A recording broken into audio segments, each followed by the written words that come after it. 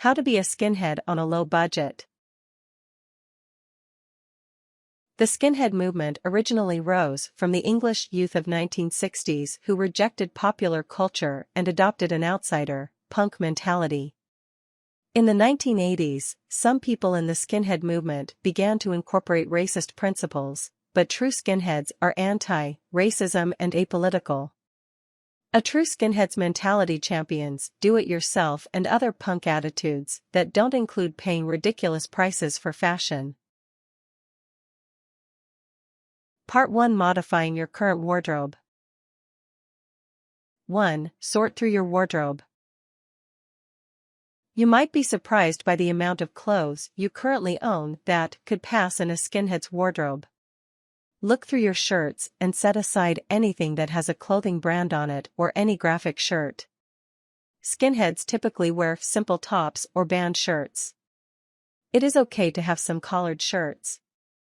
Your pants don't need to be a specific style, color, or brand. The underlying look for the skinhead is short hair and boots. Once you have these, the rest of your wardrobe doesn't matter as much. 2. Make alterations to your clothes. There are some ways for wearing clothes that is specific to the style of skinheads. For instance, skinheads usually cuff the ends of their pants. Another key look is the tucked-in T-shirt or collared shirt. Skinheads also usually wear tight-fitting T-shirts. Shrink your T-shirts instead of purchasing slim-fitting shirts. Since the style and movement arose out post-war Britain, the bomber jacket is an important addition. There are, however, plenty of skinheads who wear leather or denim jackets instead. There is not one set style for skinhead fashion. The important aspect of the style is the way you wear the clothes. 3. Customize your look with badges and patches. Small pin buttons, 1, 2, or 25 mm, are cheap additions you can add to your jacket. You normally get these for a few cents, pence in record shops, book fairs, or from online badge stores. You can also make your own pins and badges for cheap. Iron-on patches are handy, but make sure you don't burn your jacket with the iron as most are made of synthetics and will melt. Fabric glue can also be used as long as it dries clear and doesn't stain. If you can sew, use a needle and thread to firmly attach any patches. If a group of your friends want to go in on a set of patches or pins, you can probably profit from them by selling them. Part 2: Scouting for deals and fashion.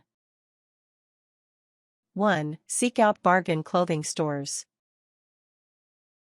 Scout out clothing at cheap clothing stores, thrift stores, military surplus stores, or online.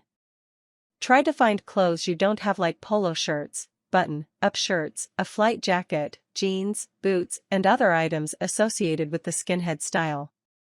Make sure the clothes are in good condition and fit properly. When buying from websites like eBay, be aware of fake goods sold as name brands. Popular pants in the original skinhead community are Levi's. Skinheads traditionally come from working-class families, so they usually only have a few pairs. As a result, those jeans become worn in quickly, and this look became a part of the style. 2. Find a pair of durable boots. The staple of the skinhead fashion is Doc Martens boots. Buy generic military or work boots instead of Doc Martens if you're on a budget. Check out car, boot sales, yard sales, charity shops, and second-hand clothes stores. Many of these stores sell previously owned boots in good condition. Undercover and Magnum are great boots, but are sold for a fraction of the cost on sites like eBay. You can find second-hand Doc Martens in various stores. Shop around for a deal. If you budget your entire wardrobe, you might benefit from buying new Doc Martens. You will spend a little extra on new shoes, but they will last you for a long time. 3. Find a bomber jacket. The bomber jacket originated from working-class families of the UK. The youth that became the original skinheads were inspired by their fathers who'd fought in the war. They would take this militaristic style and bring it to the street. Bomber jackets are simple and not meant to be too flashy. You should be able to find a bomber jacket from a department store for under $50. You can also check second-hand clothing stores for bomber jackets. The bomber jacket is the opposite style of the hippie movement that was occurring in the same era. Original skinheads tried not to look like hippies and didn't care about what was happening in America. 4. Buy suspenders. Thinner braces, suspenders, are hard to find in stores. Go online or buy 2 elastic waistbands from a fabric shop and sew them onto some clips. Buy black suspenders or another color that is relatively neutral. Suspenders especially go well with a light-colored shirt. Classic skinheads typically wore light shirts and dark pants. The style could be comparable to the 1950s greaser look, but with shaven heads. Part 3: Completing the lifestyle. 1. Get your own hair clippers.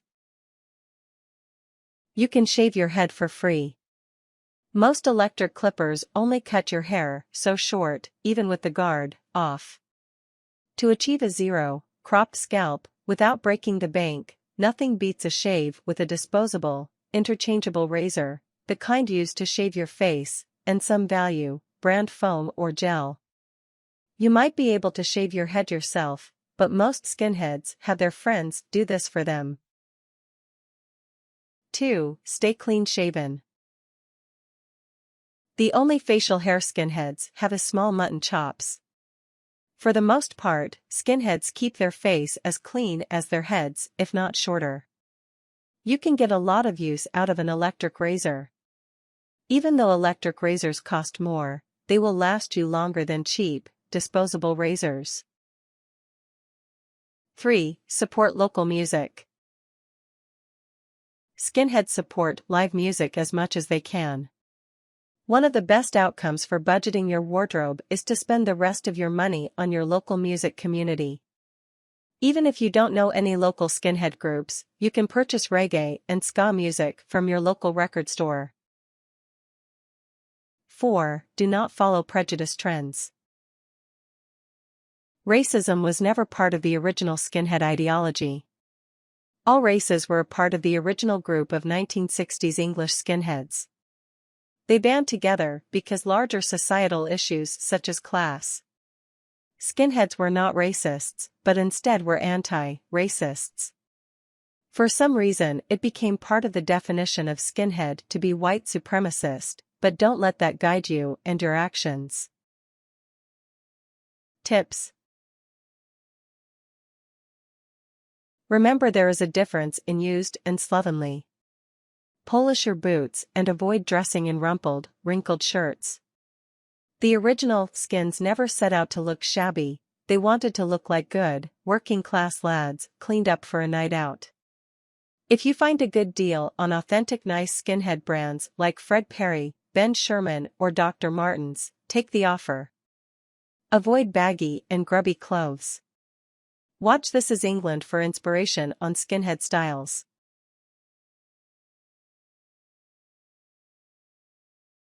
Warnings. Replace the insoles in used footwear and spray used footwear with disinfectant.